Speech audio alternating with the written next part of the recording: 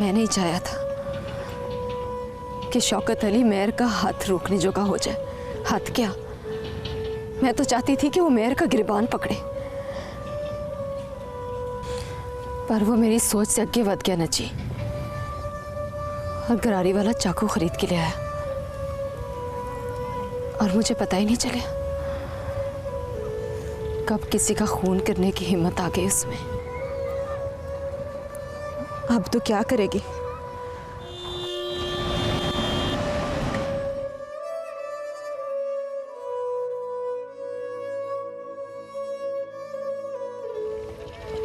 मैंने क्या करना है?